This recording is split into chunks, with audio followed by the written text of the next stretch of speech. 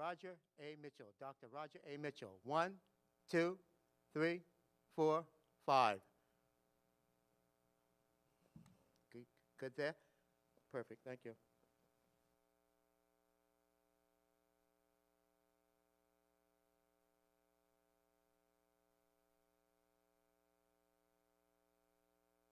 One, 2, 3, 4, 5.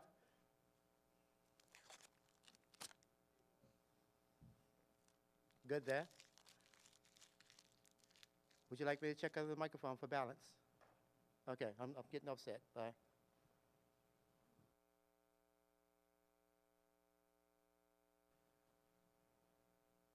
Do it or not?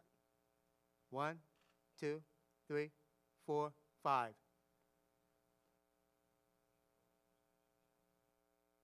Levels up, pinch, all the way across. Let me give you one more check. 1, 2, 3, 4, 5. Better. Thank you.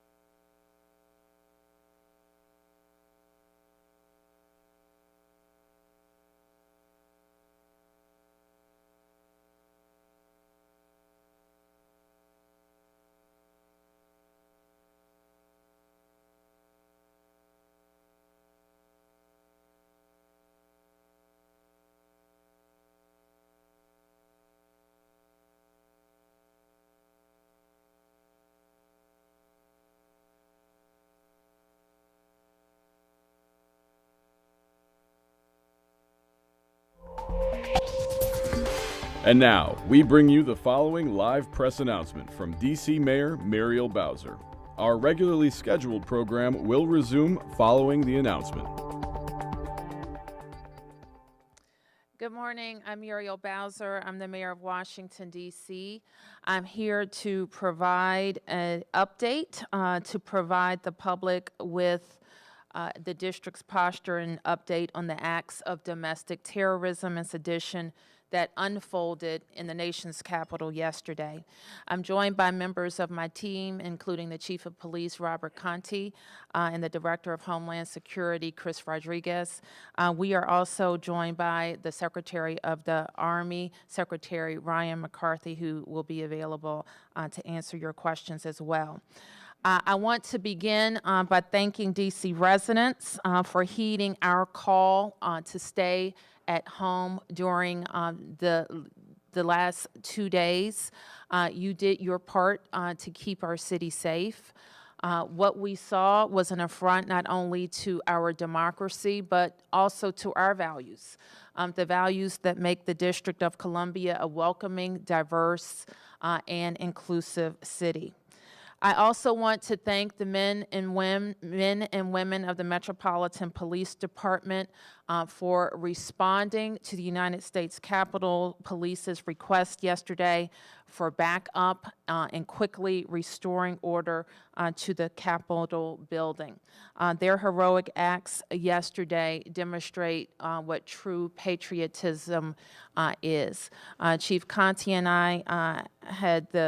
I joined Chief in touring the city last night and had the opportunity to see our police at work. And so we want to thank them for everything that they do, not only in supporting the federal response, but in keeping our city safe as well.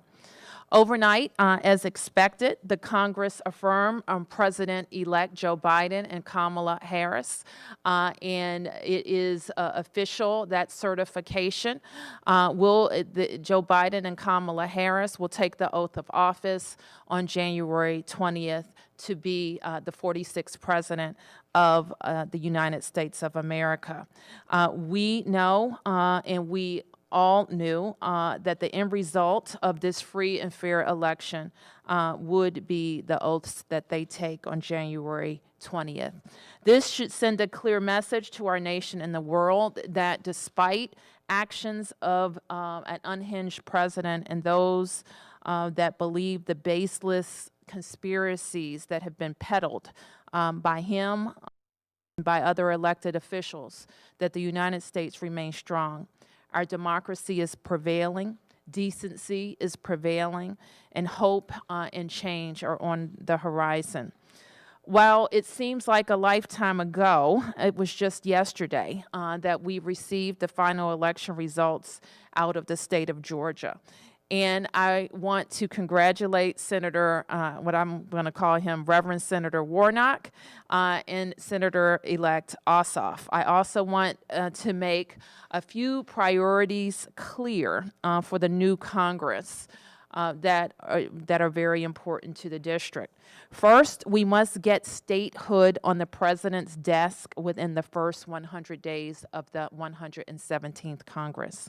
Congress must immediately transfer command of the District of Columbia National Guard from the President of the United States and put it squarely under the command and control of the Mayor of the District of Columbia. The Congress must create a nonpartisan commission to understand the catastrophic security failures that happened at the Capitol on January 6, 2021, both to hold people accountable and to ensure that it never happens again. We must also understand why the federal law enforcement response was much stronger at the protest over the summer than during yesterday's attack on Congress. I also call on the Joint Terrorism Task Force to investigate, arrest, and prosecute any individual who entered the Capitol, destroyed property, or incited acts of domestic terrorism observed yesterday. More immediately, we know that the current president must be held accountable for this unprecedented attack on our democracy. What happened yesterday is what he wanted to happen, and we must not underestimate the damage he can do to our nation and our democracy over the next 2 weeks. And it's not just the president who must be held accountable, so too must the domestic terrorists who stormed the Capitol and threatened members of Congress. What happened yesterday is terrorism. And let me read you a definition. It's from the Federal Code of Regulations. It's defined as the unlawful use of force and violence against persons or property to intimidate or coerce a government, the civilian population, or any segment thereof in furtherance of political or social objectives. The FBI has already set up a website where Americans can report tips, and today MPD is releasing its own lookout information. Any tips that are reported to MPD will also be shared with the FBI. So I encourage Washingtonians who can provide information to do so by texting 50411, 50411, or by calling 202-727-9099. We are still in the midst of our response. We have aided the federal government in establishing the security of the United States Capitol. These incidents were contained to the United States Capitol and its grounds. We will review for ourselves what occurred yesterday to commend those who performed heroically and to learn what mistakes were made. With that, I want to ask Chief Conti to provide any update from the Metropolitan Police Department, followed by a situational update from Secretary McCarthy. Thank you, Mayor Bowser, and good morning, everyone. As communities across the country are still processing the images of the violent mob that stormed the U.S. Capitol, I want to start this morning by thanking the members of the Metropolitan Police Department. When U.S. Capitol Police called for assistance, it was you that answered their call without hesitation.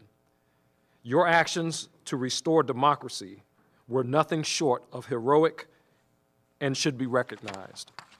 As MPD members, you serve the D.C. community each and every day, but yesterday evening, you answered the call to serve all Americans.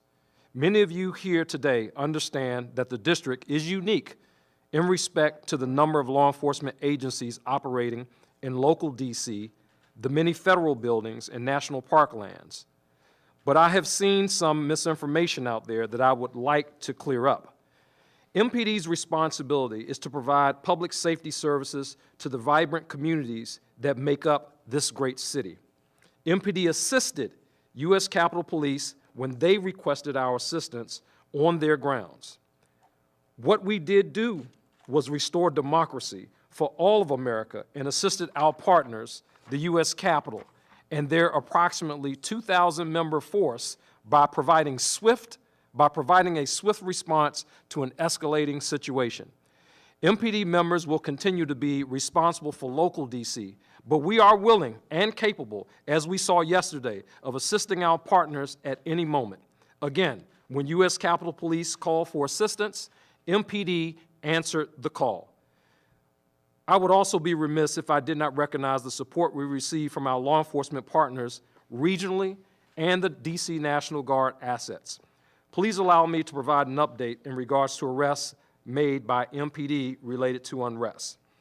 There were 68 individuals arrested yesterday evening and into the early morning hours of January 7th. Of the 68 arrests, 60 were adult males and 8 were adult females. 41 of those arrests occurred on U.S. Capitol grounds, and to my knowledge, only one of the arrestees is from the District of Columbia. I just want to underscore that. Only one of the arrestees was from the District of Columbia. However, we still have a significant amount of work ahead of us to identify and hold each and every one of the violent mob accountable for their actions. We have collected numerous images of persons of interest that we are asking the community to help us identify. These images depict individuals engaged in various acts of violence or property destruction, and we have made these images available on our website and social media platforms. We shared these images last night with the DC Bids, the hotel associations, and other community partners, along with the FBI. We also have shared these images with the regional airport authorities. As we speak, we have members of the Metropolitan Police Department that are scouring the area hotels, businesses, et cetera, trying to identify some of these individuals that still may be taking up residence within our city. The FBI, we're working closely with them to aggressively pursue those responsible for these shameful and violent acts. You can help by taking a moment to view them and provide us with assistance. Again, they have been publicly released on our website. Anyone with information on their identities or whereabouts is encouraged to reach out to MPD at 202-727-9099 or text us at 50411. Information can be provided anonymously. In addition to what I've already mentioned, we will also be sending these images out across the country to the FBI offices in every state. We have authorized a reward of up to $1,000 for information that leads to the arrest and conviction of persons responsible, and I should add that we already are receiving information and valuable tips from residents and people who have identified some of these individuals. We will continue to assist the United States Capitol Police with security without compromising the quality and professional police service to our district neighborhoods. Residents and visitors should continue to expect traffic disruptions and a large law enforcement presence in and around the National Mall and U.S. Capitol. Now, I would like to take this opportunity to provide the identities of the persons that lost their lives yesterday. As I mentioned late yesterday, the Metropolitan Police Department is handling the investigation of the U.S. Capitol Police officer-involved shooting that occurred in the House lobby area. The decedent in that shooting has been identified as 35-year-old Ashley Pameton. Ashley, also known as Ashley Babbitt of Huntington, Maryland. This remains an active MPD investigation. There were 3 additional deaths that occurred, which we believe all to be the results of medical emergencies. The decedents have been identified as 50-year-old Benjamin Phillips of Ringtown, Pennsylvania, 55-year-old Kevin Greason of Athens, Alabama, and 34-year-old Roseanne Boylan of Kennesaw, Georgia. Lastly, I would like to thank all of D.C. and our neighboring jurisdictions in Virginia, in Maryland, for adhering to the mayor's and the governor's curfew orders. And now I can turn it over to Secretary McCarthy. Thank you, Chief Conte, Mayor Bowser. Yesterday was a horrible and shameful day in our history. But one thing we did see was incredible leadership by Mayor Bowser and Chief Conte, and saw the best of this city. When they called us over at the Pentagon, we started getting awareness yesterday afternoon about the breach within the Capitol, and quickly worked to move our resources forward in support of Metro PD and the Capitol Police, and responded, and truly saw some incredibly heroic things from the Metro PD and our DC Guardsmen. Very proud of those men and women. At present, the entire DC National Guard has been mobilized. We have also received the support from the state of Virginia, Maryland, Pennsylvania, New Jersey, Delaware, and New York. There will be 6,200 Guardsmen in total by the weekend here at the U.S. and the U.S. National Capital Region, in support of the DC Metropolitan Police Department, as well as the Capitol Hill Police. At present, we have over 150 personnel up on the Capitol grounds, and we will have 850 on the Capitol grounds by noon today. At 9 a.m. this morning, we began erecting a 7-foot non-scalable fence, which will be from Constitution to Independence and First Avenue to the in front of the pond right there in front of the Capitol, that road right there. So these personnel and this security measures will be in place for no less than the next 30 days. And we'll be keeping all of these support mechanisms in place in constant coordination with the Capitol Police and the Mayor's office. Thank you. Thank you, Mr. Secretary. We should have also noted that we are joined by the Deputy Mayor, Roger Mitchell, as well as Chief Donnelly, the Chief of DC Fire and EMS, and we're available for questions. In the House.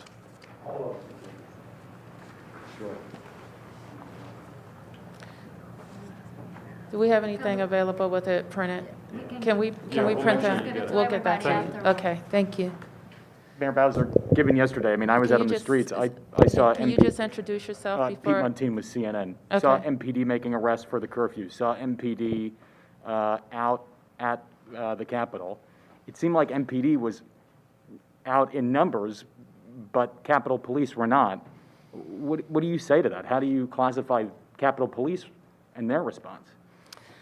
Well, I think that there's going to be a lot of time for us to figure out what happened. Obviously, it was a failure, or you would not have had police lines breached and people enter the Capitol building by breaking windows and terrorizing the people, the members of Congress who were doing a very sacred constitutional requirement of their jobs. So clearly, there was a failure there. I think that I won't be able to answer your question right now. There's going to have to be a real investigation into what happened. Yes. You wish that you got more federal support early on. You sent a letter earlier before the 6th saying we don't necessarily need the federal help when it comes to policing in the district. Do you wish you did something differently there? Well, let me be clear about what the district's responsibility is. I know that you heard Chief Conte's remarks, but let me step back a little bit. We, of course, have a nearly 4,000 person police department, and we are responsible for policing non-federal properties in the District of Columbia. And that's an important distinction because I think you know part of our founding and the creation of the District of Columbia was the federal government's concern that the local jurisdiction could not overtake the federal part of government. And so the Capitol, the White House, and other federal installations in the district have their own police departments, the United States Capitol Police. And we cannot decide for the Capitol, the members of Congress, that we are going to be their police department. But we stand ready to assist them at any case. And that's why we have so much regional planning for big events, for demonstrations, for protests that turned riotous like this one, for the inauguration, for the 4th of July, you name it. We have a regional cooperation system and planning. Now, as we planned with all of our federal partners for this event on January 6th, I made the decision that I needed MPD to focus on law enforcement activities and being able to respond to any hot spots. And that's why we needed our National Guard, the DC National Guard, to help us maintain a perimeter around our areas of concern. The Capitol Police and the leadership at the Capitol, they did not make the decision to call in Guard support. I cannot order the Army, the National Guard, to the United States Capitol grounds. I can in the district with the approval of the Secretary of the Army. So I guess we called up our Guard, and we've had Guard support throughout our COVID pandemic, but specifically for public safety issues, I will issue an additional request to the Army, which I think I did at the end of December. And the Secretary of Army approved that request, and we put our Guard troops on the ground to support MPD. Yes. Mayor, you said there was a state of emergency you were declaring for, I guess, 2 weeks. What does that mean, and how is that different from what we would expect anyway over the next 2 weeks? The state of emergency is a way that I can organize the resources of DC government to move on an emergency basis.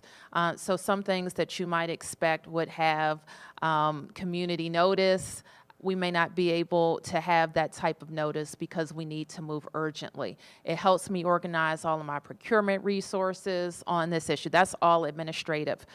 But more than that, it's a notice to the public that we may have to do some extraordinary things to maintain public safety.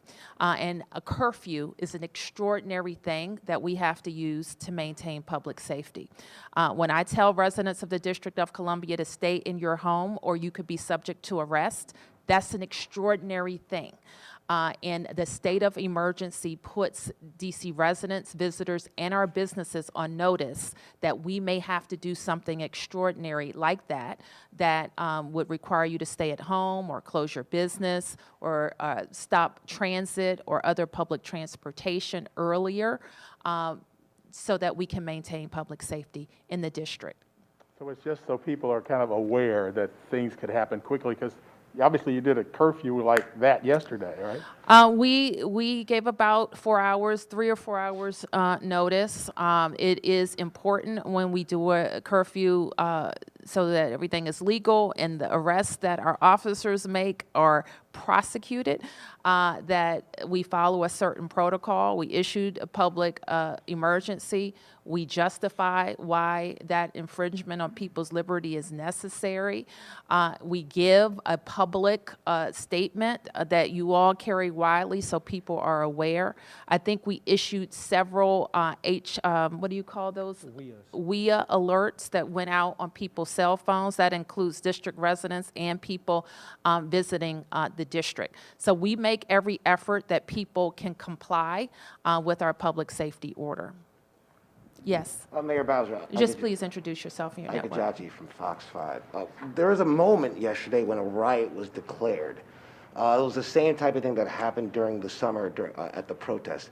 Can you run me through some of the things that can happen when the differences between when you declare a riot and when a state of emergency is declared? Do law enforcement get certain liberties in one thing and the other? Can you Sure. just Let me ask Chief Conti to talk about that. Sure. As the mayor mentioned, you know, the state of emergency, it allows the city to do extraordinary things. As she mentioned, the curfew, again, a great infringement, you know, on just the day-to-day business in the city. In this particular case, when a riot was declared, that means that we have a situation where individuals are actively, violently engaging in crimes. And that's the clear distinction. At the time that the riot was declared, and I believe that was MPD personnel on the grounds of the Capitol that were on the air declaring this a riot. So that's the distinction between the two. Yes. Now, when a riot is declared, what liberties does that give MPD? So per se? for MPD, it may determine the level of force that we use. So for example, you know, in some cases we may use pepper spray. In a riot situation, you know, we could very well use tear gas or CS gas, that kind of thing. So that would be. At what time was the riot actually called?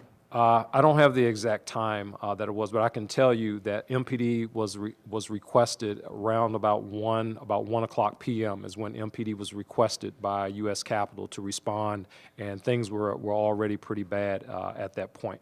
So my question is, over the summer, when the riot was declared, that gave MPD the chance to use these munitions per se.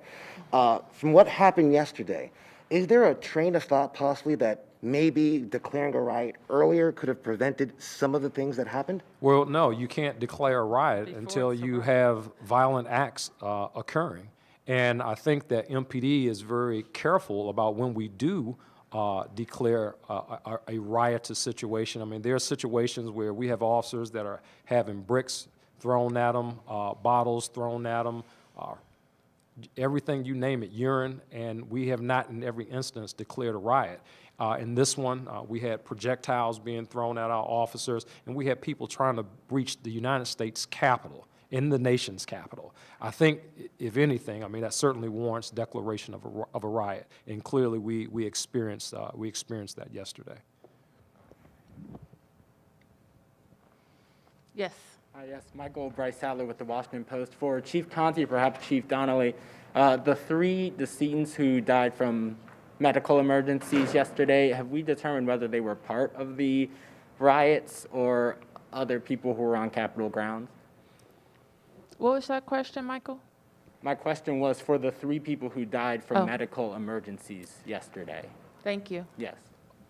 There were a lot of people on the grounds of the Capitol yesterday, and I guess the extent that we can say right now is that they were on the grounds of the Capitol when they experienced their medical emergency. Okay, but you can't specify I beyond can't that? specify. Okay, and then there was a stabbing yesterday at 12th in Pennsylvania and separate shootings on 200 K Street Northwest and also 9th and N Street Northwest. Have police determined if any of those were related to the unrest in the city? It does not appear that any of those were related to the unrest in the city, and those matters are actually actively being investigated, but it does not appear they were related. Okay, thank Thank you. you. And then for Mayor Bowser, could you talk about how the events of yesterday will impact how the city is preparing for the inauguration? I can't speak to you with any specifics at this stage, Michael, but we will be looking very closely at what we learned, what's happening at the Capitol, working with congressional leadership and the Presidential Inauguration Committee. Okay, thank you. And then, But you did hear the Secretary offer two very important points already, that the fencing that is going up around the Capitol, non-scalable fencing, will be in place through the inauguration, and the guard strength that will be coming on the ground by this weekend, up to 6,200, will be available through the inauguration as well. Which is a larger composition of personnel than you would have for a standard inauguration. thank you. And then just one follow-up there for you, Secretary McCarthy. The black fencing, you said at least 30 days or no more than 30 days that will be erected? At a minimum. At a minimum. Okay, Yes, thank and, you. and we'll work that in coordination with the city as well as the Capitol Hill Police. Thank you. Yes, Mark. Mark Seagraves, NBC Washington. Two questions for Secretary. One, could you, and I tried to follow along, could you repeat the specifics about the fence? Will it completely surround the U.S. Capitol complex, the fencing? And could you just Yes. give those specifics one more time? Yes. So Constitution to Independence first, and then the road there in front by the pond, it'll be all the way around. And how high will that be? 7 foot. 7 feet, Non-scalable. Compare that to what we see at the White House. This is what was available. We worked through this solution midstream yesterday, and we were on the phones to get, as quickly as possible, a capability in place to extend the perimeter of the National Capitol Complex. We could get as many Metropolitan police officers out into the streets so that in the event that if this was to recur again or downstream, Chief Conte would have as much flexibility with his police force as possible, and we could take over the static security positions. And I appreciate it may not have been your decision, and we know it certainly, the chief and the mayor said it wasn't their decision, but what can you tell us about the lack of preparation prior to yesterday on the part of the U.S. Capitol Police, and why in months prior we saw troops surrounding the U.S. Capitol when other protesters were coming, but yesterday we didn't see anything. Why were there no troops or any other backup security there yesterday, given what we all knew in the public domain? You must have had better intelligence than we did, but we all knew that this was possible, if not likely. Well, we don't have, we rely on our intelligence from law enforcement and local police, obviously, but with respect to the pre-coordination, to the mayor's point, those things are all being looked at. There were discussions previously with the Capitol Police and others, and no request of the DC National Guard were made. Obviously, it is a different branch of government, so we have to be requested to come onto the grounds. Yes. Hi, Jane Recker, Washingtonian. Mayor Bowser, correct me if I'm wrong. My understanding is that with the public emergency, any curfews, business closures, that's going to be kind of a day-to-day decision based on the threat in the city. Is that correct? Yes, Okay. on the curfew question, Okay, yes. all right. And then what can residents expect over the next, weeks or so? I mean, I know that there's supposed to be another meeting of the insurrectionists around the inauguration, but in the interim, what are you expecting? I mean, we have residents questioning, should I take off work to get groceries? When should I walk my dog? What do you foresee in the coming days? I think DC residents should go about living their lives. And if there is a need, as I did over the weekend leading up to this, to ask them to stay away from certain areas, I will do that. I don't have that request at this stage. So right now, we want them to go about their lives, be signed up for our alert systems, Chris. Yes, thank you, Mayor. So we would really encourage our residents and any visitors to the District of Columbia to sign up for Alert DC, and that can be done at alertdc.dc.gov. And so that's the way that, based on what the mayor and the chief were saying, during an emergency situation, and certainly with the mayor declaring an emergency declaration, we will push real-time information to our residents and visitors through Alert DC. And let me just say something also very specifically. We asked our residents not to participate in counter-protest. We asked our residents, not even the regional residents, and their county executives and leaders asked them not to participate in counter-protest. And I know for a lot of people, I've gotten text messages, that was a hard thing to do because they wanted to fight back. But just imagine if our police had to also police protest against the people who sieged the Capitol. So it was very important that the police could focus on them. So we're going to continue to ask our residents to listen to our guidance, but go about your lives. DC government, we're already on modified operations because of COVID, but our facilities that are having in-person activities continue to do so. Mayor Bowser, how upset does it make you to see the federal response on Black Lives Matter Plaza during the protests there and around Juneteenth, and then see yesterday? By comparison, you mentioned that earlier. How upset does it make you? What I'm upset about, I'm upset about what this president has done to our city and our democracy. I'm not prone to wild swings of emotion because we have some work to do to find out what happened to make sure it doesn't happen again. And that's my job right now. And that's the job of everybody here. I'm upset that my police officers were put in harm's way when they were just doing their jobs. And I'm even upset that somebody died in that building who was breaking into the building. We should all be upset about all of those things. I am heartened that our police and guards people were able to get control of the building and that our lawmakers went back into that building to vote. I'm upset that 706,000 residents of the District of Columbia did not have a single vote in that Congress yesterday, despite the fact that our people were putting their lives on the line to protect our democracy. How slow did That is how upset we all should be. How slow did things move yesterday? I mean, that must upset you that there wasn't a more ratcheted up response, specifically at the Capitol. But then Secretary McCarthy yesterday spoke about a delay of getting federal forces into the district. How would you classify it? I've classified it already. I think that a more robust presence on the grounds of the Capitol would have prevented people from getting into the building. Yes. Fox 5 DC. Mayor, it's one thing to have a more robust presence on the ground, but when we have Capitol Police just seemingly letting people inside, I was there seeing them letting out, and then to hear that we only have 13 arrests for unlawful entry. It's one thing to have several officers on the ground, but what do we do if they're not as effective as possibly should be? I think you've laid out another question that it will be subject to investigation. I think that's an important question. We not only need people, we need effective deployment of those people. Yes. Mayor, Sam Ford with Channel 7. Mayor, what do you all know about these groups like Proud Boys, QAnon, militia group? Were they involved in this, and are they among the people arrested?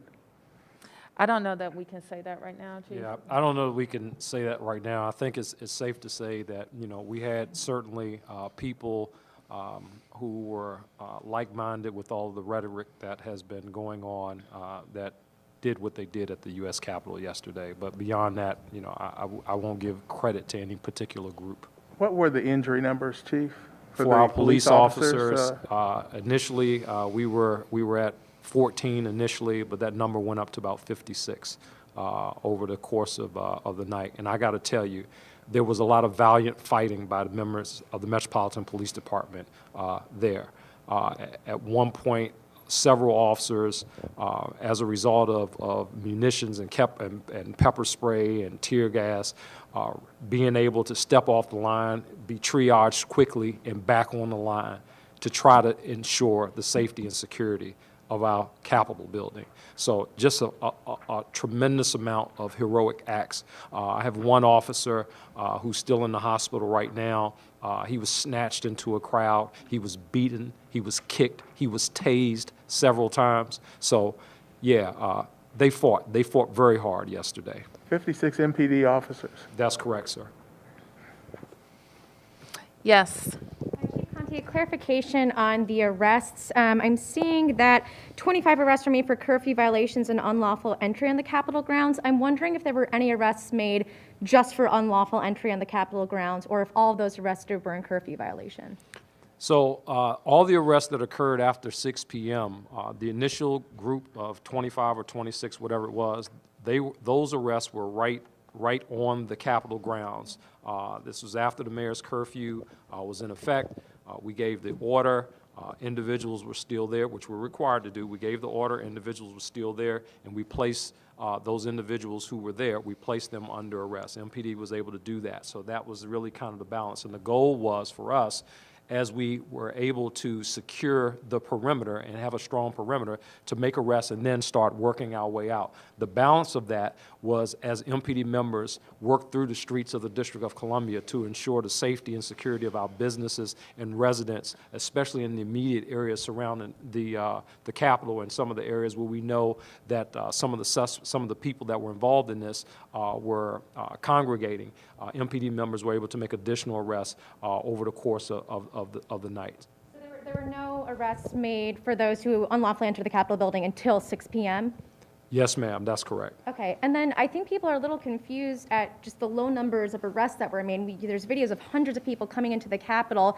Can you explain a little bit why those numbers are so low? What happens? Did people leave? Is this an issue of not having enough people to manage it? No, sure. I can tell you, I mean, probably not many people in this room have been in the midst of a riot or an insurgence like that. And the first thing that you have to do is to regain control. You have to establish control of the situation that was going on. The men and women of the Metropolitan Police Department went into a situation that was already out of control. So once control was established and that perimeter was established, then and only then are we able to safely make arrests. Because as you begin to make arrests, now we get into additional use of forces, additional injuries of officers, and potential additional injuries of the people that we intend on arresting. We have a responsibility to ensure the safety and security, abide by the Constitution and all of that, and we intended to do that. So we made the arrests that we made in front of the Capitol. After that, we went forward and we made additional arrests, and we will continue to work with our federal partners. There are a lot of people that are on that we have listed on our website. There are a lot of people that are in these images, and we know that there are people across this country who can identify these individuals. This is where the community comes in and help. These are clear images. Some of these images, there's no mistake about who some of these people are. So we're asking our communities to call in, whether it's a community here in the District of Columbia or as far as West Coast, it really doesn't matter. Call into your local FBI office, identify who these individuals are, and let's hold them accountable. Yes, sir. Yes, sir. Ashraf Khalil with the Associated Press. Mayor Bowser, if you were a governor, how would yesterday have gone differently for you? What would you have been able to do differently, and on what kind of a timeline? The difference would be when we become the 51st state, or before then. Our Congresswoman has a bill in the Congress right now to give the mayor control of the D.C. National Guard. What's different is we would not make a request to the Secretary of the Army for guards support. We would not be restricted in any way from how to deploy the guard, so we wouldn't have to clear a deployment plan with the Secretary of the Army. We could be nimble in how we change it. If we have a deployment plan that was approved, for example, that limited the guard to the traffic box or to 9th Street. If we find out during the course of the response that needs to change dramatically, then I, as mayor/governor, would make that determination. That's the big difference. What wouldn't be different as governor would be my ability to put the National Guard on the Capitol steps. I wouldn't be able to do that as governor, nor would I be able to use our state police on the grounds of the Capitol. That wouldn't be different either.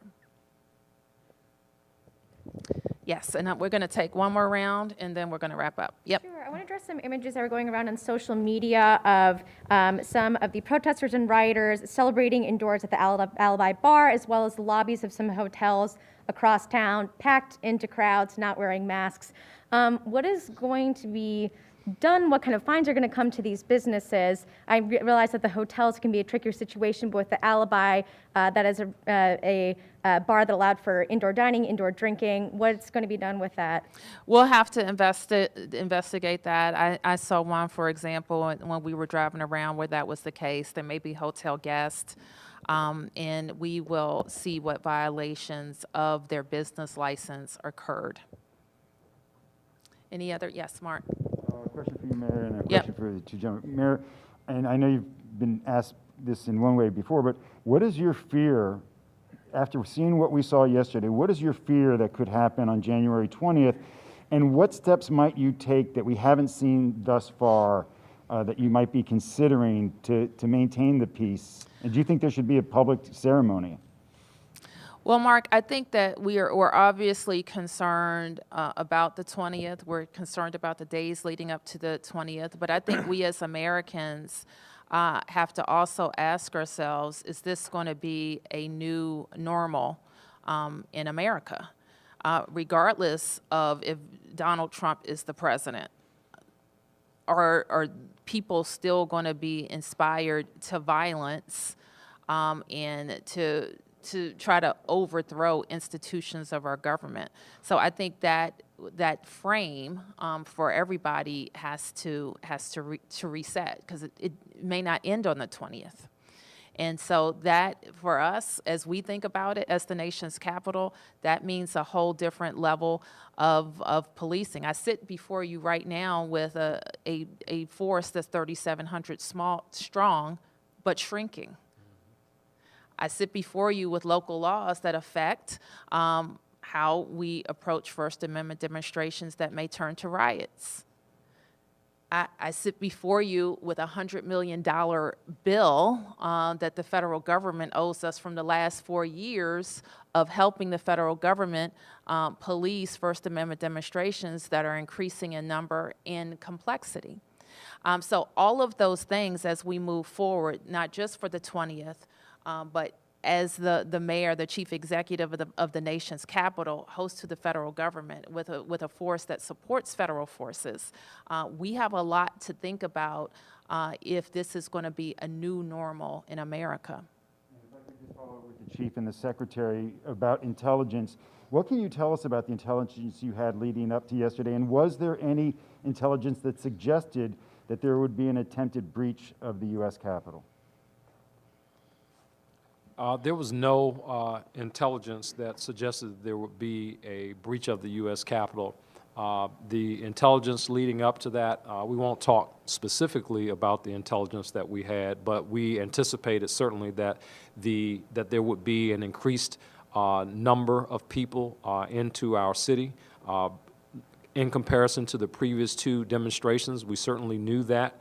But in addition to that, the Metropolitan Police Department, under the mayor's leadership, not only did we activate the National Guard, but we also initiated mutual aid with several area law enforcement agencies before yesterday. So I think that's a really important note to make in terms of our preparation for this. So based on the intelligence, not only did we have the National Guard, but we had the National Guard and we had mutual aid services for D.C. residents, for Washington. I mean, that's really, really, really important. So I'll leave it right there. And that was why Chief Conte requested us to support traffic control points at 30 separate locations on the north side of the city to prevent vehicular movement. We're still performing that mission. I was remiss not to mention at the beginning, we have 850 on the Capitol grounds as well as 90 additional personnel, 3 per location at traffic control points, largely on the north side of the city from about 9th to 17th in Northwest. With respect to the posture leading in, we receive our intelligence from law enforcement agencies, whether they're federal or local.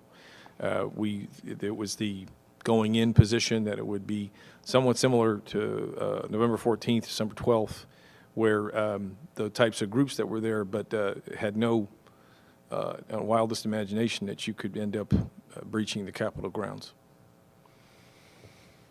Okay, that's our update. Thank you, everybody.